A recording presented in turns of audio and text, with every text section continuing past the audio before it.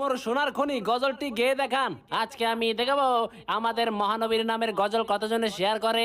নবী মোর পরশমণি, নবী মোর সোনার খনি, নবী মোর পরশমণি, নবী মোর সোনার খনি, নবী নাম জপে যে জন সেই তো দো জাহানের ধনী।